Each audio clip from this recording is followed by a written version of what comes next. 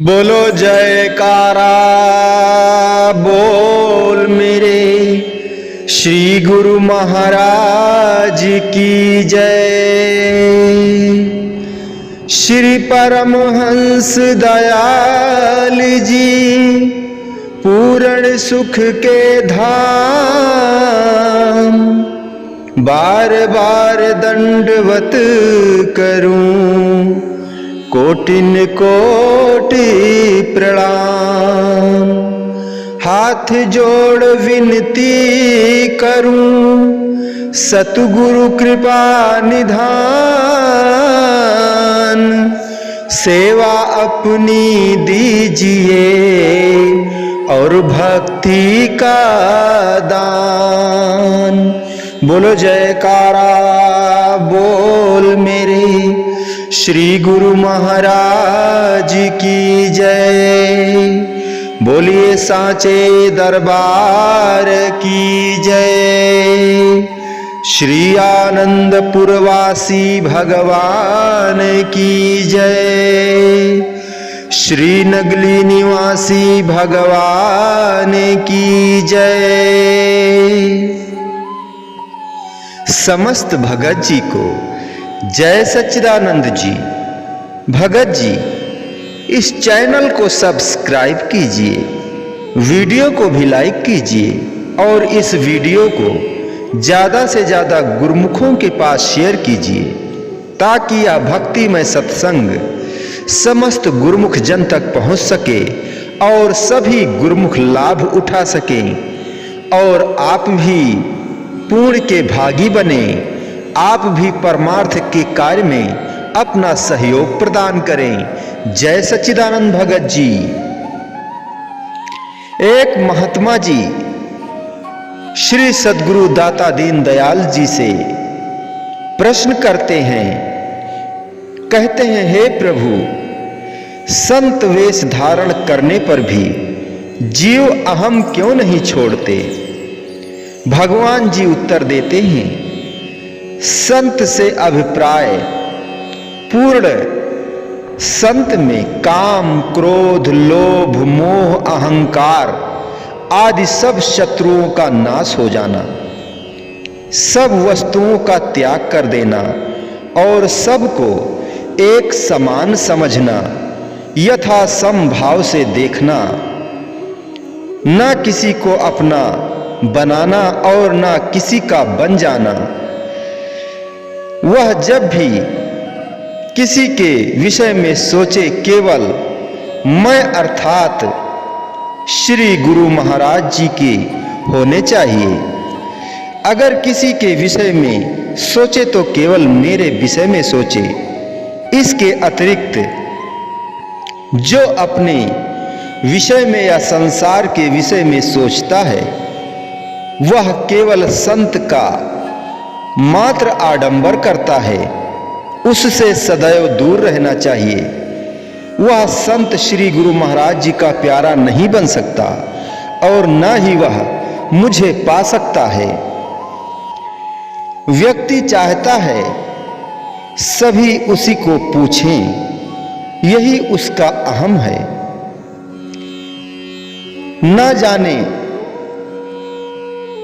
व्यक्ति क्यों प्रत्येक छोटी सी बात को इतना बढ़ा लेते हैं और वे समझते हैं उनका ही अस्तित्व संसार में है और किसी का नहीं। ऐसा क्यों और किस लिए है भगवान? सब केवल अपने ही विषय में क्यों सोचते हैं? दूसरों के विषय में क्यों नहीं सोचते? ऐ मेरे प्यारे प्रभु, मुझे बताओ ऐसा क्यों और किस लिए? महात्मा जी की ऐसी बातें सुनकर श्री भगवान जी कहते हैं, मनुष्य स्वार्थी है, केवल अपने ही विषय में सोचता है और वह चाहता है कि सब उसी को ही पूछें, यही उसका अहम है। मनुष्य के मन में केवल मैं ही तो बसा है। जब तक वह मनुष्य अपना अहम और मैं को नहीं छोड़ता तब तक वह मुझे प्रसन्न नहीं कर सकता। वह चाहते हुए भी मेरी सीढ़ी पर पांव नहीं रख सकता, इसलिए मैं कहता हूं, मेरी सीढ़ी पर चढ़कर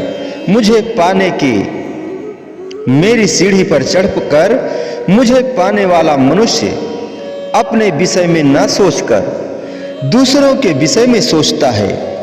वह निष्काम भक्ति करता है और मन से सेवा करता है, तभी वह मुझे पा सकता है। मनुष्य अपने जीवन का यह लक्ष्य बना ले कि स्वयं को भूलकर अपने दुख से ऊपर उठकर दूसरों को सुख दे और उन्हें प्रसन्न करे।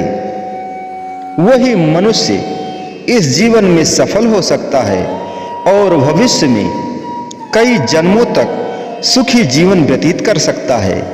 वही सरलता से मेरी सीढ़ी पर चढ़कर मुझे पा सकता है। फिर महात्मा जी प्रश्न करते हैं, हे प्रभु, ये मैं कौन है? भगवान जी उत्तर देते हैं, मैं ही अहम है।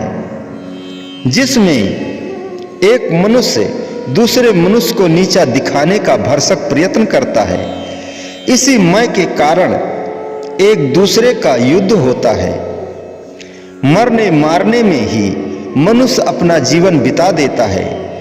कलयुग का यह प्रभाव है कि मैं के वशीभूत मानव अपने संबंधों को भी भुला देता है और बार बार स्वयं को ऊंचा दिखाना चाहता है। मैं से प्रभावित पत्नी अपने पति को नीचा दिखाना चाहती है। सास अपनी बहू को, बेटा अपनी माँ को, भाई अपने भाई को शत्रु बना लेता है।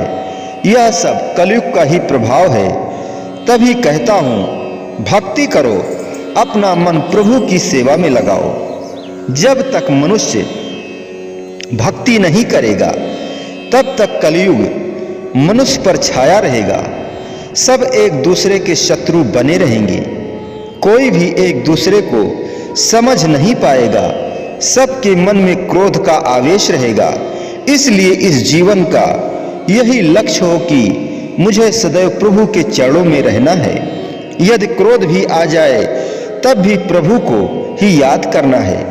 मनुष्य इन वचनों को जीवन बना ले, उसे कभी भी कलयुग नहीं सता सकता। उसे कभी भी कलयुग नहीं सता सकता।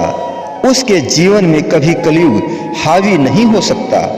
और प्रभु को याद करने से उसका मन सदैव शांत रहेगा। जो सच्चे मन से पाठ पर बैठता है, मैं उसके समीप अवश्य आता हूँ।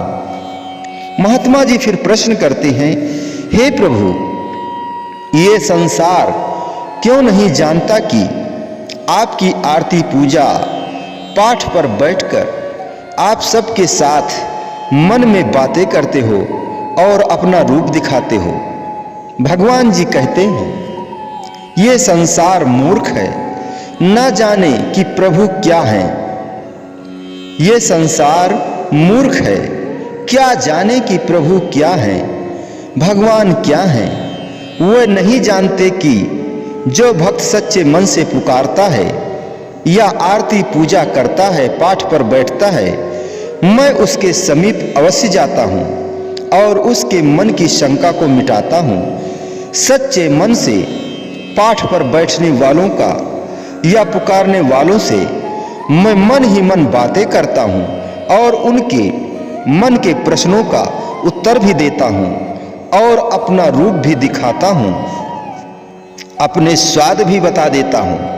पर वह भक्त मेरी भक्ति में मग्न हो और इस मोह माया की झंझट से दूर रहे। उसे न भोजन के स्वाद का अनुभव हो, न वस्त्रों को पहनने में रस आए। वह जब भी सोचे मेरे विषय में सोचे, खाना खाए तब भी, सोए तब भी मेरा चिंतन करे, जागे तब भी मेरे में डूबा रहे।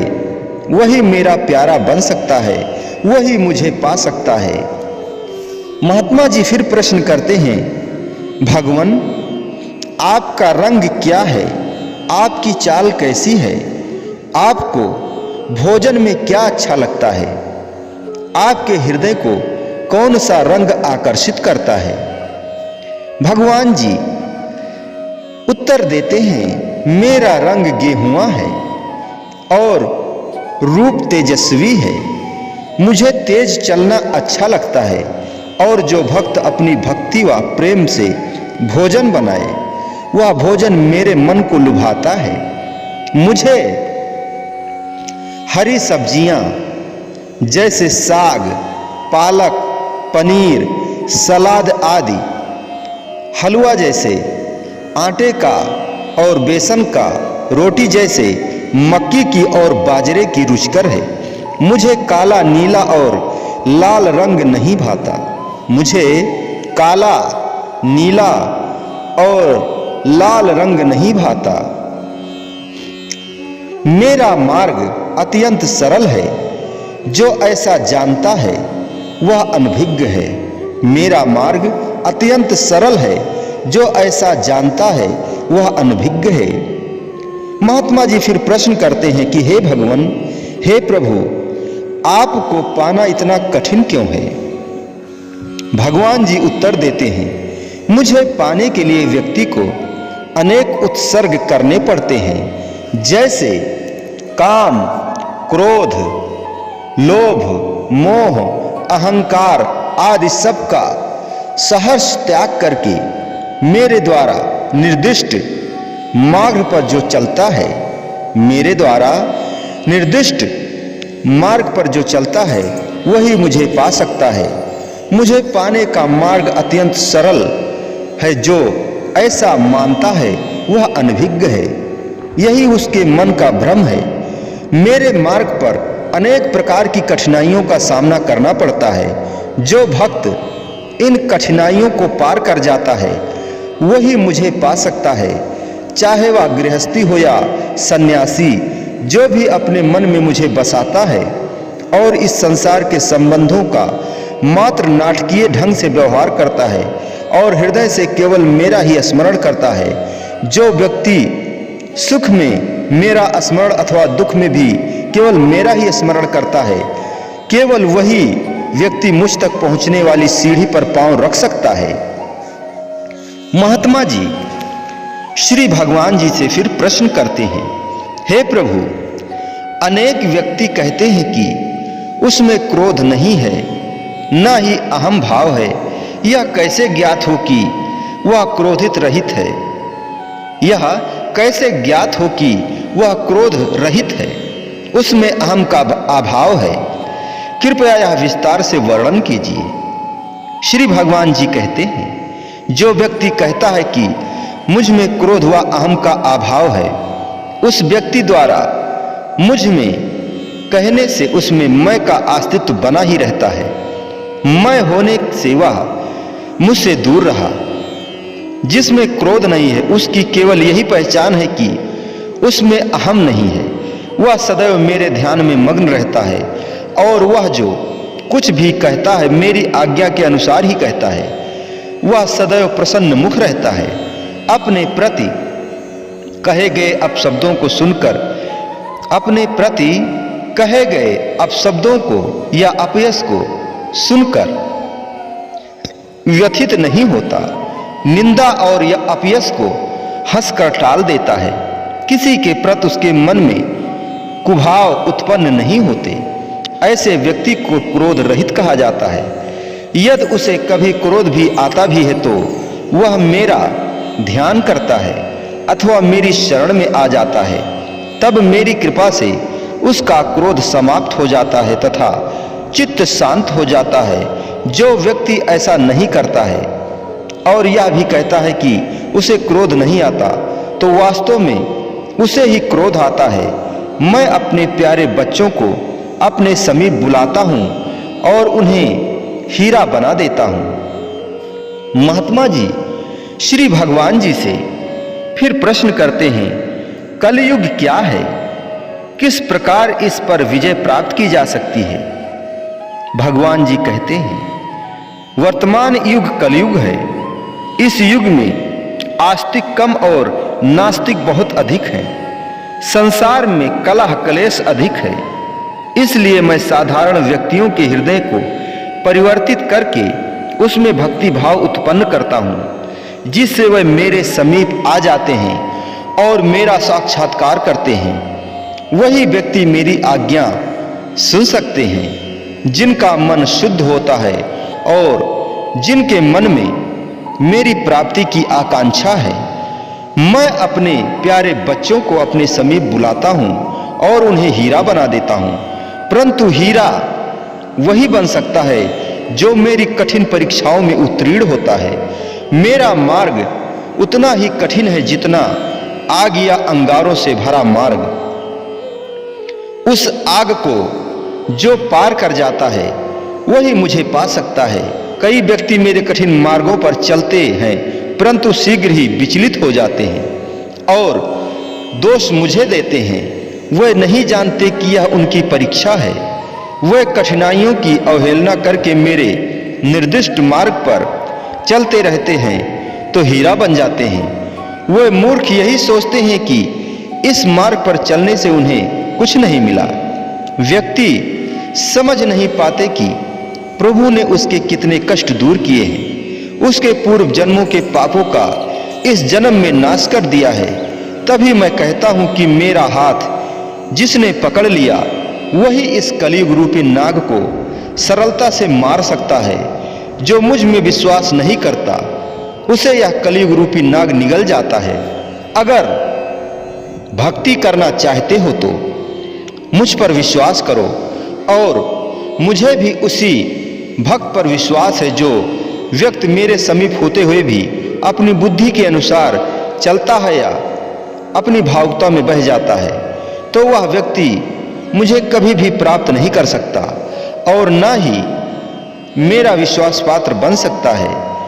मुझे वही व्यक्ति प्राप्त कर सकता है जिसका मन शुद्ध है, अर्थात वह ईर्ष्या द्वेष से परे है, जिसके मन में संसारी मोह माया की तड़प न होकर केवल मुझे पाने की ही ललक है और उसकी आंखों में आंसू भी केवल मेरी चाहत के ही हैं। ऐसे व्यक्ति जब भी मुझे पाना चाहते हैं वह सरलता से मुझे पा लेते हैं और मुझसे बातें भी करते हैं। मैं भी प्रतिक्षण उनके अंग संग रहता हूं। संसारी जीवन एक मकड़ी के जाल की भांति है, जितना उसमें उलझोगे उतना ही उसमें फंसते जाओगे। इस संसार रूपी जाल से बाहर निकलना चाहते हो तो अपने मन को भक्ति में लगाओ और मेरे समीप आकर मेरा हाथ थाम लो। अगर एक बार मेरा हाथ पकड़ लिया तो तुम उस जाल में कभी भी नहीं उलझ सकते। जैसे एक छोटा सा बच्चा जब चलना आरंभ करता है तो उसे अपनी माँ बाप का साथ चाहिए और वह धीरे धीरे उनकी उंगली पकड़कर चलता है और इस पकड़ के सहारे वह धीरे धीरे खड़ा होना आरंभ करता है। अपने पांव के ऊपर खड़े होने के बाद वह उंगली के सहारे धीरे धीरे चलना आरंभ करता है। वह कभी गिरता ही नहीं है, चलता है तो कभी संभलता है।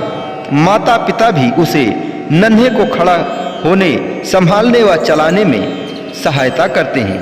इस प्रकार बच्चे व माता पिता को अत्यधिक प्रसन्नता का अनुभव होता है।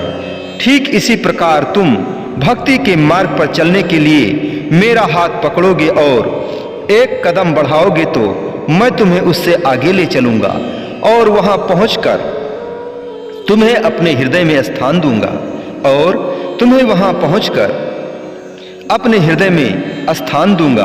वह स्थान केवल तुम्हारा ही होगा।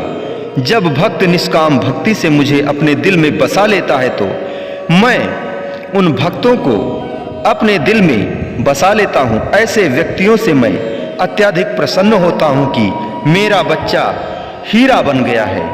इस संसार की रचना मैंने की है। अगर व्यक्ति चाहे कि समय को अपने अनुसार ढाल ले तो यह अनुचित है।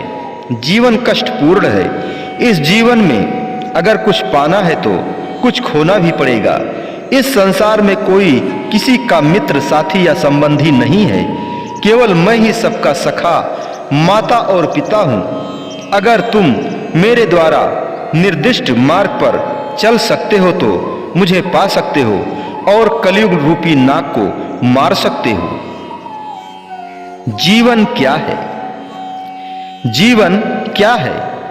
जीवन का अर्थ है G+1 अथवा जी उपवन अर्थात हृदय में हरियाली या प्रसन्नता।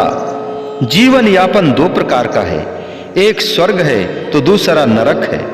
जो व्यक्ति इस जीवन में मेरे समीप आकर स्वयं को मुझे समर्पित कर देता है, जो अपना अहम समाप्त करके मेरी भक्ति में लीन रहता है या त्यागमय जीवन व्यतीत करता है, वही मुझे प्राप्त कर लेता है। उसी प्रकार जीवन सुखमय हो जाता है और उसी का जीवन बहुत आनंदमय बन जाता है। ऐसे व्यक्तियों के लिए यह जीवन एक हरे भरे उपवन के समान है। वह सदैव प्रसन्न चित्त रहता है। जो व्यक्ति अपने अहम मोह माया या इस आडंबरपूर्ण संसार में लिप्त होकर अपना जीवन व्यतीत करता है अथवा वह स्वार्थ में रत है, वह मुझे कभी भी प्राप्त नहीं कर सकता। वह मेरी भक्ति भी नहीं कर सकता और सदैव दुखी रहता है। वह चिंताओं से घिरा रहता है। ऐसे व्यक्तियों का जीवन एक नरक के समान है। उसके हृदय में एक उजड़े हुए वन के समान निराशा होती है। इसीलिए उसे यह जीवन एक भार प्रतीत होता है। जो मेरे अपने प्यारे हैं, मैं उन्हें कैसे अपने समीप बुलाता हूँ और उनका जीवन उत्कृष्ट बनाने के लिए उचित मार्गदर्शन करता हूँ। व्यक्ति पूर्व जन्म के कर्मों के फलस्वरूप वर्तमान जीवन व्यतीत करता है। उसे कर्मानुसार जीवन मिलता है। तुम्हें जो मानव योनि प्राप्त हुई है वह एक अति उत्तम योनि है। केवल मनुष्य ही एक ऐसा प्राणी है जिसे अच्छे व बुरे की पहचान है। यदि मानव योनि पाकर भी मनुष्य अपने पूर्व जन्म के कर्मों को काटने का प्रयत्न नहीं करता तो उसके लिए यह जीवन नरक से भी बढ़कर है।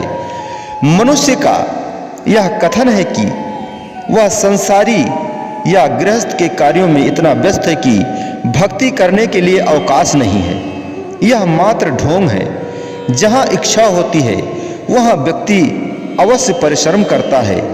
कहते हैं कि जहाँ चाह वहाँ राह। व्यक्ति दृढ़ निश्चय करके भक्ति के मार्ग पर चल पड़े तो उसका जीवन स्वर्ग बन जाता है। इस जीवन को स्वर्ग या नरक बनाना मनुष्य के हाथ में है। मैं तो केवल मार्ग बता सकता हूँ, उस मार्ग पर तुम्हें चला सकता हूँ, पर चलना या ना चलना तो व्यक्ति के हाथ में है। यह तो मनुष्य पर निर्भर करता है कि वह इस जीवन में स्वर्ग बनाना चाहता है या नरक। स्वर्ग और नरक दोनों मेरे द्वारा निर्मित हैं, परंतु इसमें से किस मार्ग को चुनना है यह स्वयं व्यक्ति की इच्छा पर निर्भर है। महात्मा जी फिर से श्री भगवान जी से प्रश्न करते हैं, आपका विराट रूप क्या अभिप्राय है? कहते हैं, विराट रूप का क्या अभिप्राय है? विराट रूप का अर्थ है, श्री भगवान जी उत्तर देते हैं, विराट रूप का अर्थ है विशाल रूप या अनेक रूप। मेरे कई रूप हैं, इसमें 10 रूप प्रमुख हैं, इसलिए मेरे 10 हाथ व 10 मुख हैं।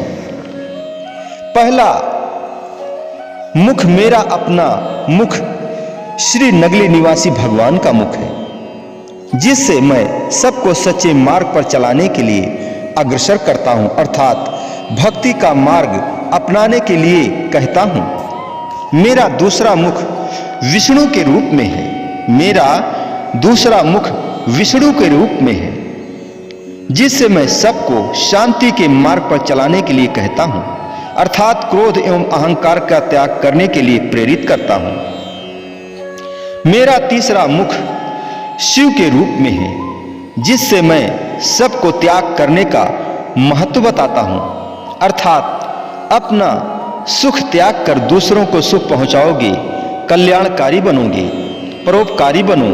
दूसरों को सुखी देखकर जिसे सुख का अनुभव होता है वही अनूठा सुख होता है। मेरा चौथा मुख गणेश के रूप में है, जिससे मैं सबको भेदभाव से ऊपर उठाना सिखाता हूँ। किसी भी प्रकार के भेदभाव को समाप्त करके सबको समान समझो, क्योंकि सब प्राणी एक परमपिता परमात्मा की संतान हैं। मेरा पांचवा मुख गरुड़ के रूप में है, जिससे मैं सबको जीवन जीने की कला सिखाता हूं, अर्थात जीवन में दूसरों के लिए जीना सीखो। मेरा छठा मुख अर्धनारेश्वर के रूप में है, जिससे मैं काल को जलाकर नष्ट करता हूं, अर्थात प्राणियों को कलयुग के प्रहार से बचाता हूं। मेरा सातवां मुख इंद्र के रूप में है, जिससे मैं संसार में वर्षा करता हूं। वर्षा के कारण ही संसार में प्राणी और सभी जीव जंतु तथा उनके अन्न जल की उत्पत्ति होना संभव है। मेरा आठवां मुख सूर्य रूप है, जिससे इस संसार में सदैव ऊष्मा एवं प्रकाश बना रहता है। मेरा नौवां मुख चंद्र रूप है, जिससे सबके मन में चांदनी सी शीतलता बनी रहती है। मेरा दसवां मुख ब्रह्मा का रूप है, जिससे यह पूरा ब्रह्मांड अस्तित्व में है। इसी कलयुग रूपी राक्षस से लड़ने में अर्थात उसे जीतने में इस रूप द्वारा मैं सहायक होता हूं। यह 10वां रूप मैंने अपने भक्तों की रक्षा के लिए धारण किया था। जो भक्त भक्ति में लीन हो, उसे कलयुग रूपी राक्षस कोई हानि न पहुंचाए और भक्ति के मार्ग पर चलने में उसके लिए कोई विघ्न बाधा न उत्पन्न करे। 10 मुखों की तरह ही मेरे 10 हाथ हैं। एक हाथ में कमंडल, दूसरे में चक्र, तीसरे में गदा, चौथे में त्रिशूल, पांचवें में तलवार, छठे में धनुष, सातवें में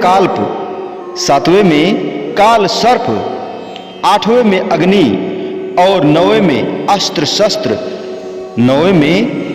शस्त्र और 10वें हाथ में मानव योनि के लिए आशीर्वाद। मेरा पूरा शरीर देवी देवताओं का शरीर है। सभी देवी देवता तथा उनके अस्त्र शस्त्र मेरे शरीर में समाये हुए हैं और मेरे शरीर से ही सृजित होते हुए हैं। पूरा ब्रह्मांड मेरे मुख में समाया हुआ है। इसके अतिरिक्त मेरा विशाल विराट रूप इस कार्य में परिलक्षित होता है।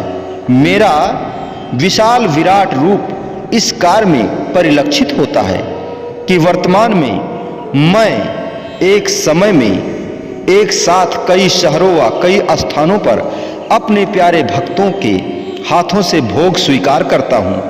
मैं केवल एक स्थान पर नहीं हूँ, अपितु हर भक्त के हृदय रूपी घट में तथा उनके घर में सदैव सुशोभित हूँ। यह है मेरा विराट रूप। मैं प्रेम में हूँ। श्री गुरु महाराज जी से महात्मा जी फिर प्रश्न करते हैं, हम श्री गुरु महाराज जी आपको कैसे प्राप्त कर सकते हैं अथवा परमात्मा का मिलन कैसे हो सकता है? श्री गुरु महाराज जी कहते हैं, आत्मा परमात्मा के मिलन की तृप्ति या आनंद का वर्णन वाणी से परे है। श्री गुरु महाराज जी कहते हैं कि बस प्रेम ही सब कुछ है। प्रेम की मस्ती हो तो आनंद का पारावार नहीं, अर्थात वह आनंद असीम है। श्री गुरु महाराज जी कहते हैं कि मुझे अपनी सोच में या विचारों में इतना बसा लो कि बस मेरे अतिरिक्त और कोई दृश्य ही ना हो। मन आत्मा परमात्मा के मिलन को बाधित करेगा। मन अत्यधिक चंचल है, वह अनेक प्रकार की बाधाएं उत्पन्न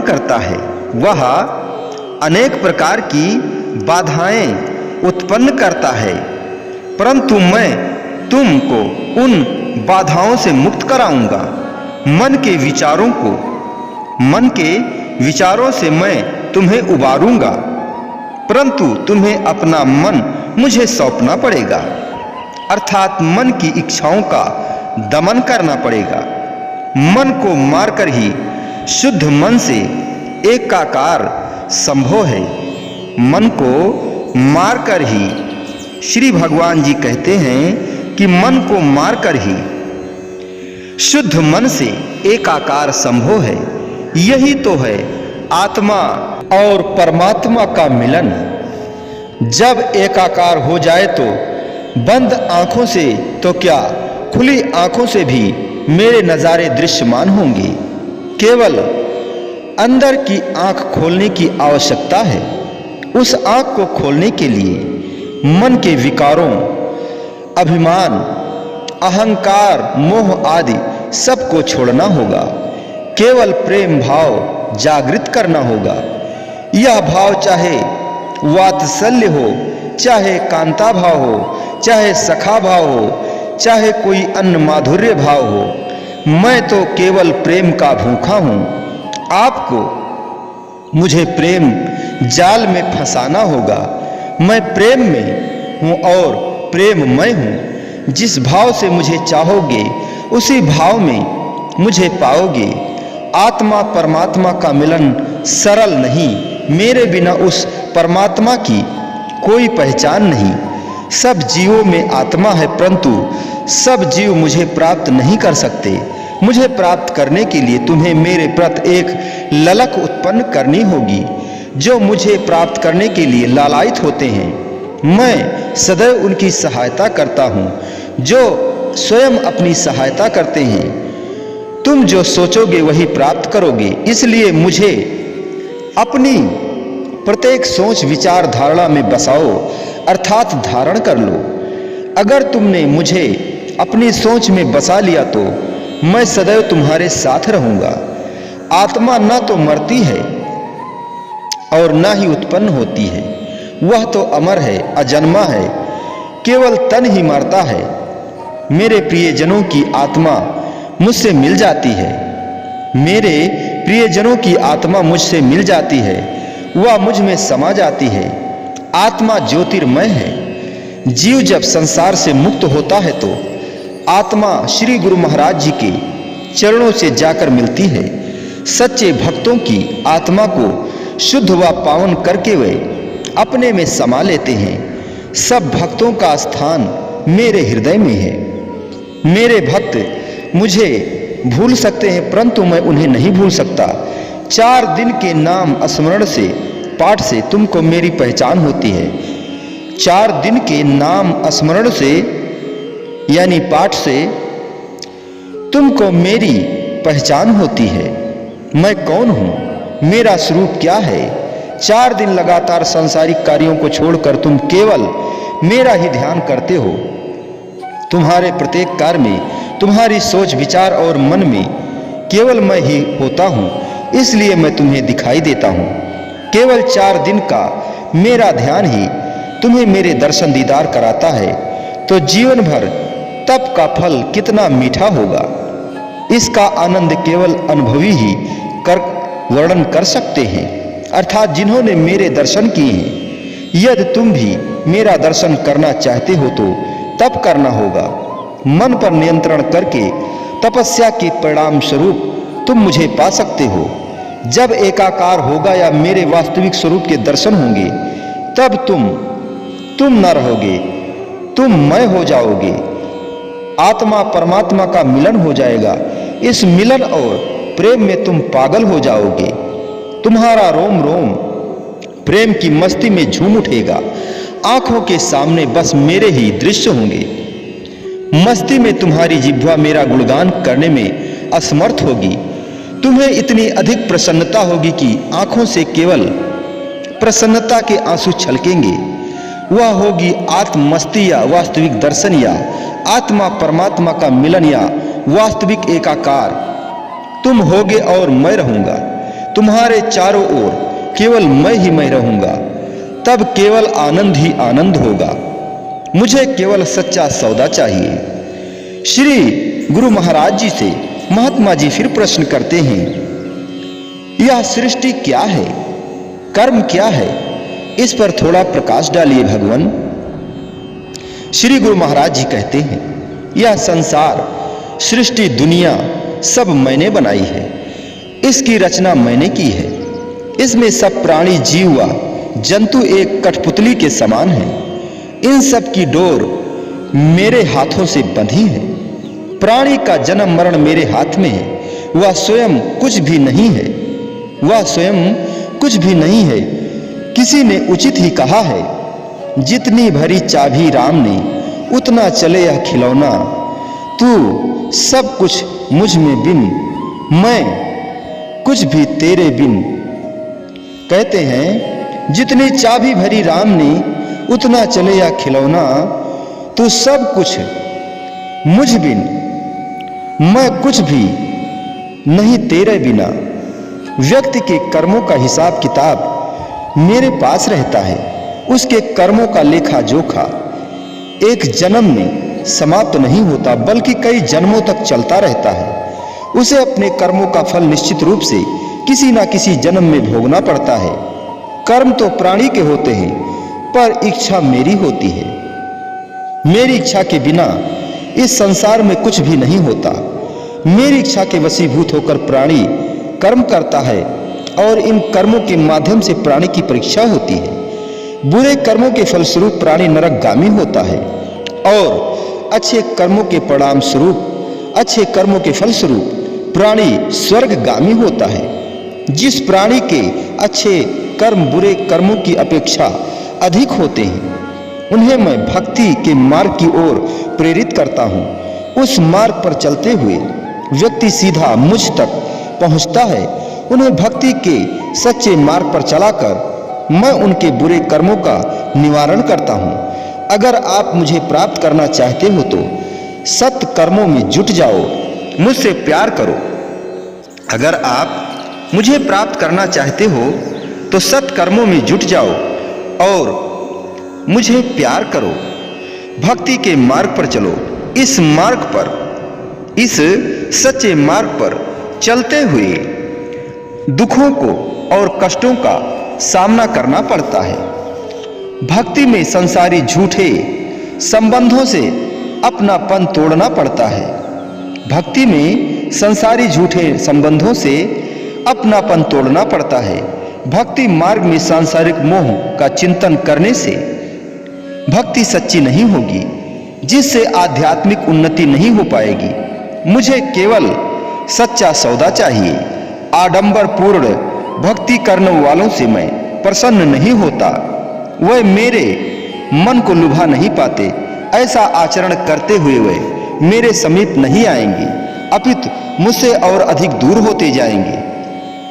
यदि तुम मन से संसार के बने रहो और बाह्य रूप से दिखावे मात्र के लिए भक्ति के मार्ग पर चलो, यह अनुचित है, क्योंकि इससे लोक परलोक दोनों बिगड़ते हैं। मैं केवल उस व्यक्ति के साथ सदैव रहता हूँ। मैं केवल उस व्यक्ति के साथ सदैव रहता हूँ जिसने अपना तन मन धन और सर्वस्व मुझे अर्पण कर दिया है। जो व्यक्ति संपूर्ण समर्पण भाव से मेरी शरण में आता है, वह जब भी चाहे, जहां भी चाहे मेरे दर्शन कर सकता है, मुझसे बात कर सकता है, मुझे प्राप्त कर सकता है। मैं सदैव उसके अंग संग रहता हूं। यह जीवन एक कुएं के समान है। उसमें जितने कंकड़ पत्थर या मिट्टी फेंकोगे तो उतना ही गंदा पानी तुम्हें मिलेगा। स्वच्छ व शुद्ध जल प्राप्त करना चाहते हो तो इस जीवन रूपी कुएं को हमेशा साफ सुथरा रखना होगा।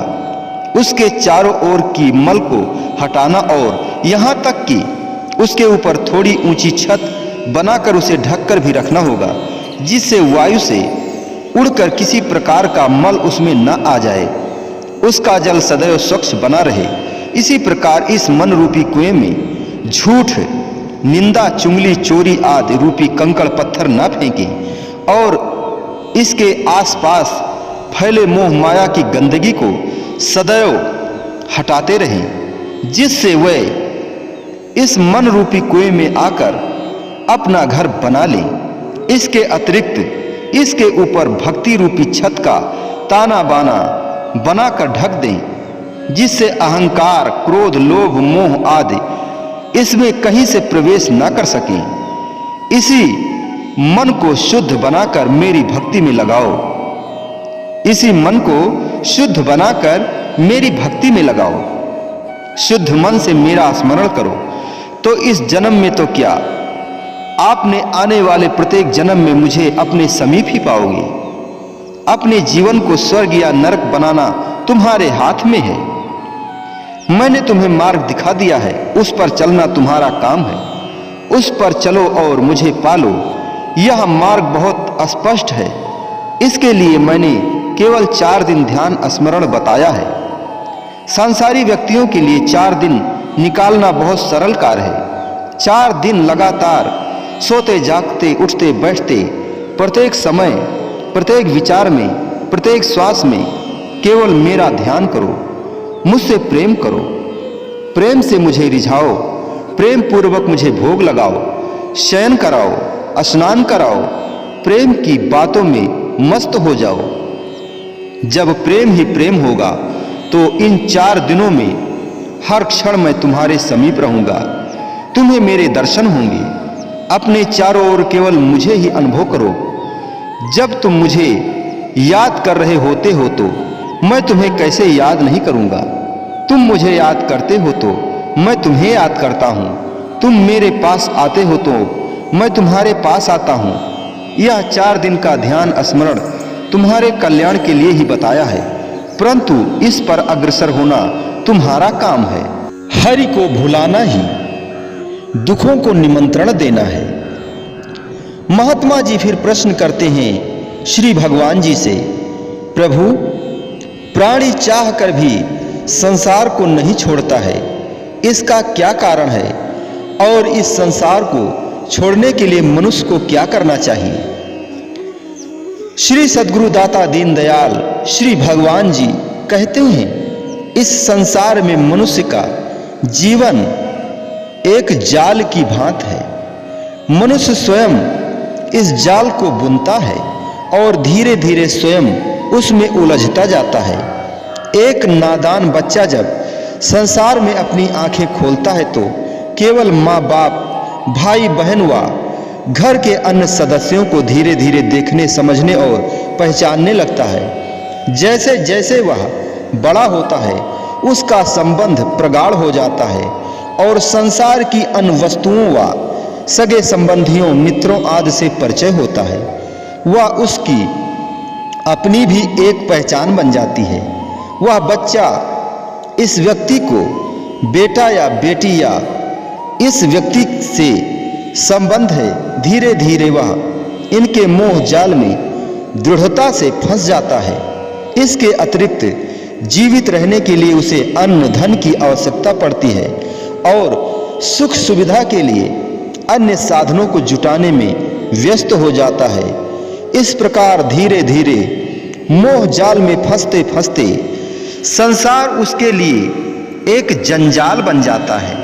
संसार रूपी जंजाल में यह मोह माया की नगरी में रहकर, संसार रूपी जंजाल या मोह माया की नगरी में रहकर मनुष्य दुखों के अतिरिक्त कुछ भी नहीं पाता। मनुष्य को दुखों के अतिरिक्त कुछ नहीं मिलता, फिर भी वह इस जाल में फंसा रहता है। कारण यह है कि मानव का जन्म हरि नाम स्मरण के लिए मिला है। व्यक्ति इस जन्म के मूल उद्देश्य को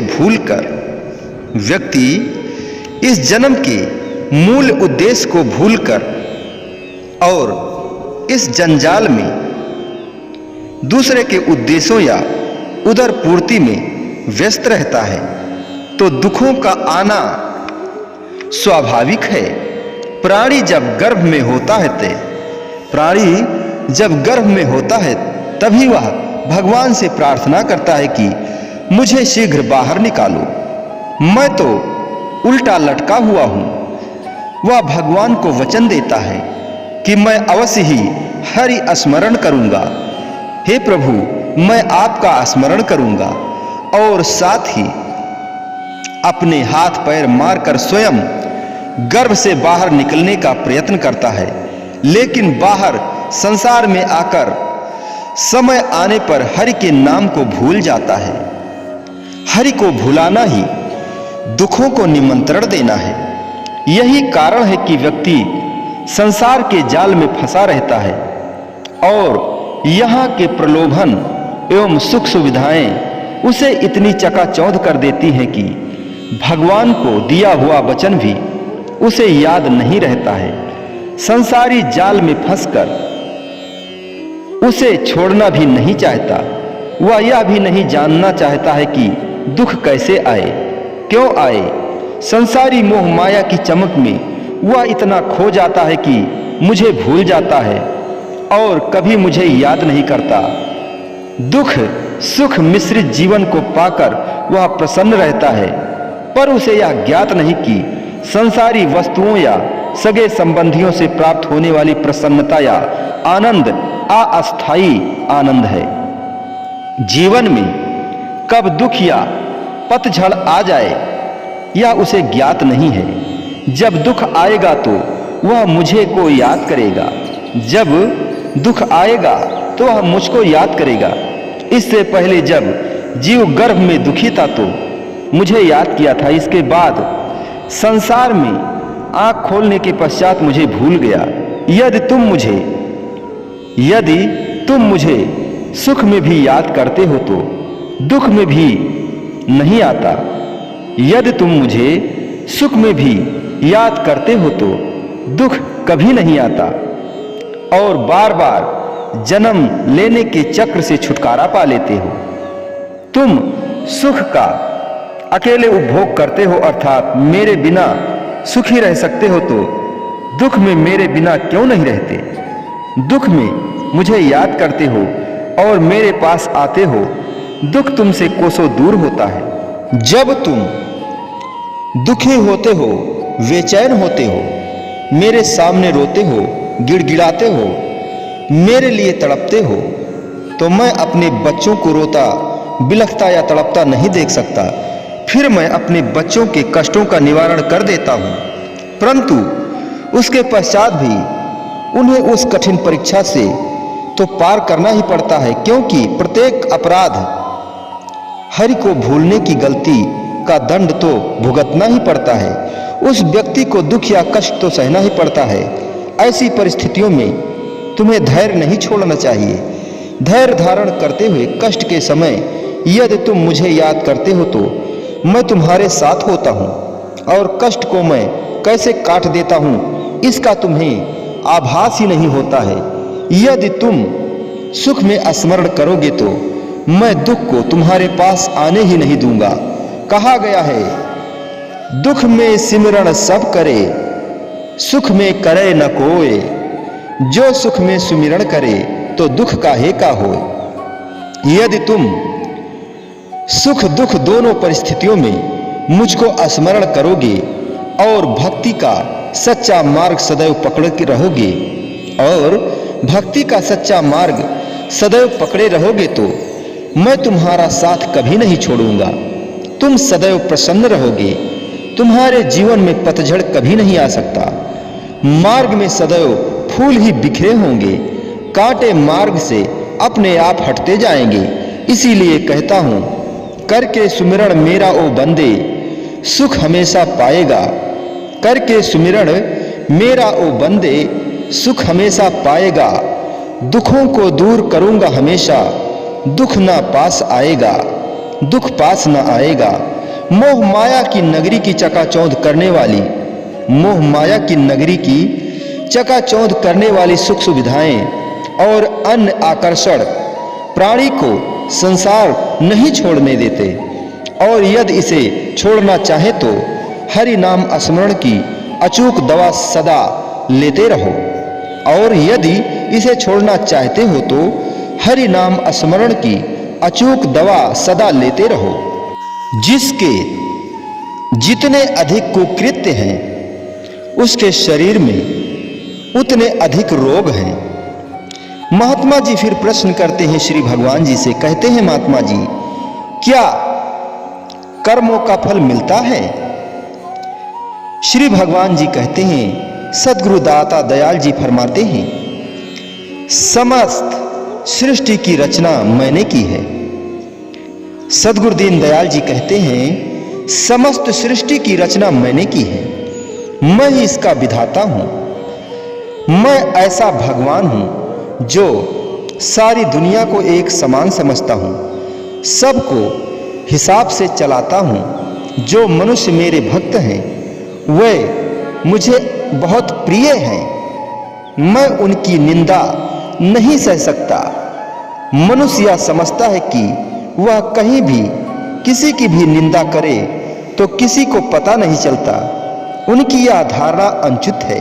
उनकी यह धारणा अनुचित है क्योंकि मुझ विधाता को सबके विषय में सब कुछ ज्ञात है।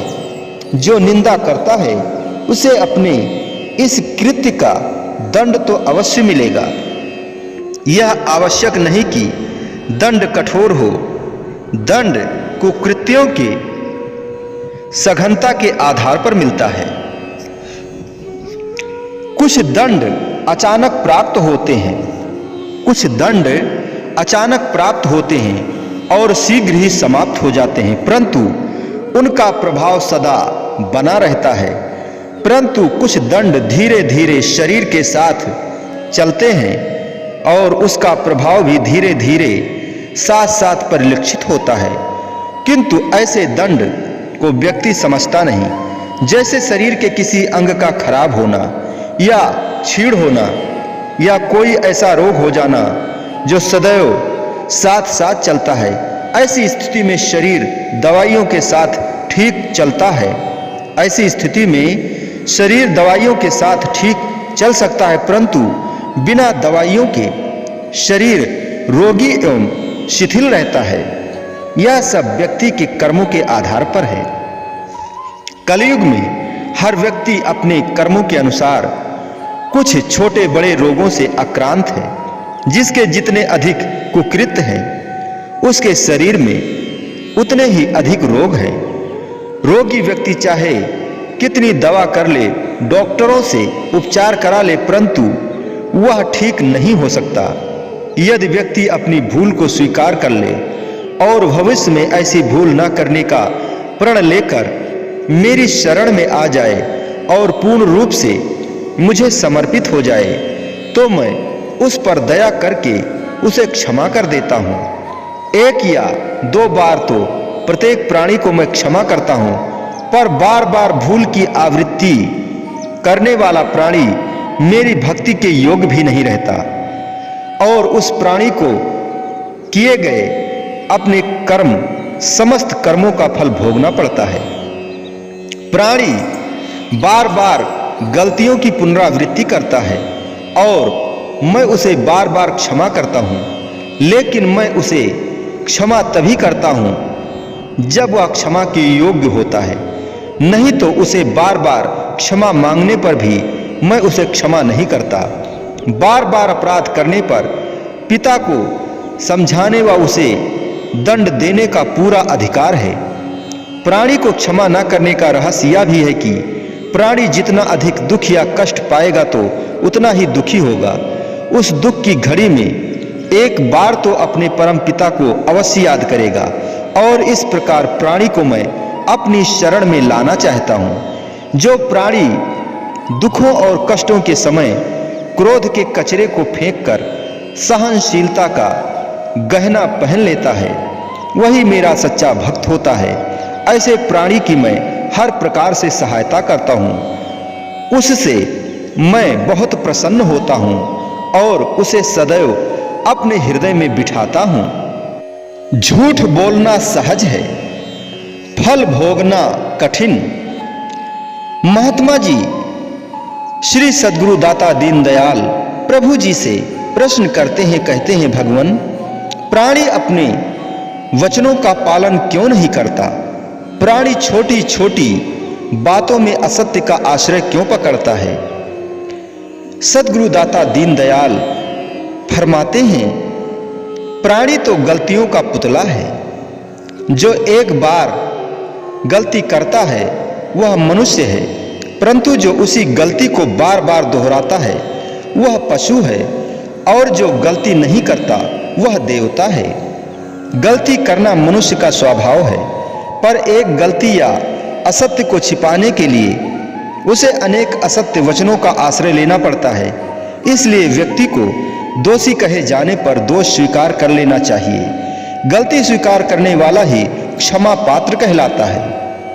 अपनी गलती या असत्य को छिपाने के लिए प्राणी अनेक असत्य प्रपंचों का आश्रय लेता है, जिससे व्यक्ति संसार में सबके समक्ष स्वयं को सच्चा प्रमाणित करता है, परंतु उसके परमपिता परमात्मा अर्थात मेरे सामने उसकी कोई बात छिपी नहीं है। मैं तो अंतर्यामी हूं, मुझ में किसी की बात कैसे छिप सकती है? मुझसे किसी की बात कैसे छिप सकती है? मैं सबके दिलों को पहचानता हूं। झूठ असत्यवादी को जब कर्म का फल भोगना पड़ता है तब वह घबरा जाता है। झूठ बोलना सहज है, अनुचित मार्ग पर चलना सरल है, परंतु उसका फल भोगना बड़ा कठिन है। जो मनुष्य मेरी भक्ति के मार्ग में चलते हैं, मेरा हाथ थाम लेते हैं, तो मैं ऐसे व्यक्तियों को गलतियां करने से सावधान करता हूं, क्योंकि उन्होंने मेरा हाथ थामा है और मैंने उनका हाथ पकड़ा है।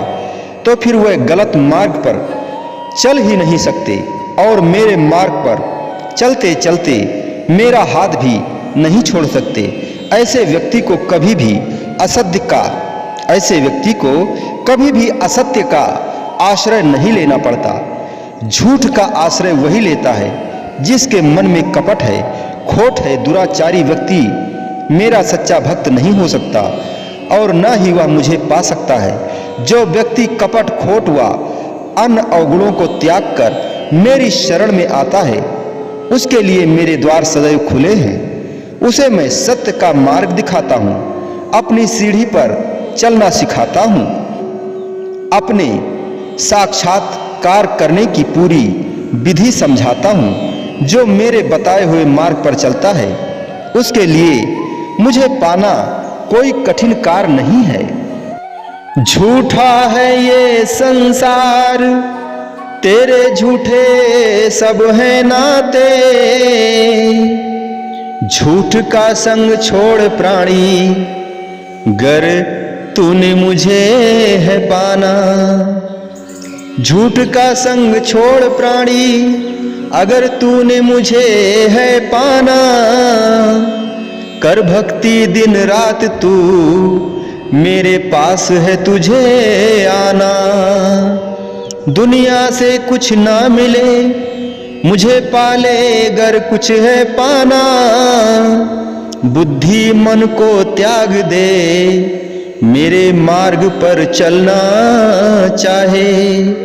मुंह के बल गिर जाएगा, मन को न जीत पाए। तब मेरी शरण में आएगा, तब ना देगा कोई साथ तेरा। मैं ही हूँ दाता तेरा, मात पिता भ्राता तेरा। मेरे कहे पे जो चलेगा, सब कुछ ही मिल जाएगा। मैं तेरा हो जाऊंगा, सेवा भक्ति में लीन हो जाएगा। श्री भगवान जी कहते हैं, मैं केवल प्रेम का भूखा हूं। तब महात्मा जी कहते हैं, हे भगवान, संपूर्ण मन समर्पित करने से क्या मतलब है? श्री भगवान जी कहते हैं, जो मेरी भक्ति व मेरे प्रेम में मग्न रहता है, उसे संसार में किसी भी वस्तु का अभाव नहीं होता। संसार की प्रत्येक वस्तु उसे सरलता से स्वतः सुलभ होती है। मुझे पाने के लिए प्रेम ही सरलतम मार्ग है। मुझे पाने के लिए प्रेम ही सरलतम मार्ग है। मैं केवल प्रेम का भूखा हूँ। जिसके मन में मुझे पाने की अभिलाषा है, उसके लिए मेरे मार्ग पर चलना बहुत सरल है। मेरे प्रेम के इच्छुक के साथ मैं हर क्षण रहता हूँ। मार्ग की कठिनाइयों में अगर वह कहीं डगमगाता है तो मैं उसे संभाल लेता हूँ, क्योंकि वह मेरा सच्चा भक्त है। जिसका मुझ में पूर्ण विश्वास है, वह कभी नहीं डगमगाता। जिसके विश्वास में खोट आ जाए वही वह सद्गुरु से दूर होने लगता है, भक्ति के पथ से विचलित हो जाता है। उसे सदैव त्रुटियों का निरीक्षण करना चाहिए। उसके मन में कहीं काम, क्रोध, ईर्ष्या, द्वेष, अहम पनप रहे हैं तो वह मुझे चाहकर भी नहीं पा सकता, क्योंकि वह भक्ति की शक्ति को नहीं समझ पाते और इस मार्ग पर चलने का मात्र ढोंग करते हैं। जिस व्यक्ति के मन में मुझे पाने की लालसा है और मेरे मार्ग पर चलना भी चाहता है तो उसके मन में काम, क्रोध, लोभ, मोह, अहंकार, ईर्ष्या, द्वेष आदि भाव अपना घर नहीं बना सकते, क्योंकि मन में यदि ये सभी भाव विद्यमान हों तो अनेक प्रयत्न करने पर भी मेरे प्रति प्राणी का प्रेम न हो सकेगा, क्योंकि दोनों एक दूसरे के विरोधी हैं। दोनों एक साथ कदापि नहीं रह सकते। यदि ये सभी वस्तुएं किसी के प्राणी के मन में विद्यमान है तो इसका अभिप्राय है कि मेरे प्रति प्रेम में उसके अवश्य कोई कमी है, उसका मुझ पर विश्वास नहीं है। जो मुझे सच्चा प्रेम करता है उसका सांसारिक कार्यों का अन्य वस्तुओं से कोई प्रयोजन नहीं होता। जिसके मन में मेरे प्रति प्रगाढ़ प्रेम है वह केवल मुझ में ही लीन रहता है। भक्ति व प्रेम के मार्ग पर चलने से बड़े बड़े पापी भी तर जाते हैं। अपने मन को शुद्ध करके अर्थात सभी इच्छाओं को समाप्त करके मुझको समर्पित करो। मन में किसी सांसारिक बंधन या स्थान न रहे, कोई इच्छा शेष न रहे, केवल आकांक्षा रहे तो प्रभु मिलन की, तभी मन पूर्ण शुद्ध होगा। वही शुद्ध मन अर्थात पूरा मन मुझे समर्पित करके तुम मुझे पा सकते हो। ऐसे सच्चे भक्त मेरे गले का हार बनते हैं। बोलो जयकारा बोल मेरे श्री गुरु महाराज की जय। बोलिए साचे दरबार की जय। श्री आनंदपुरवासी भगवान की जय। श्री नगली निवासी भगवान की जय। समस्त भगत जी को जय सच्चिदानंद जी।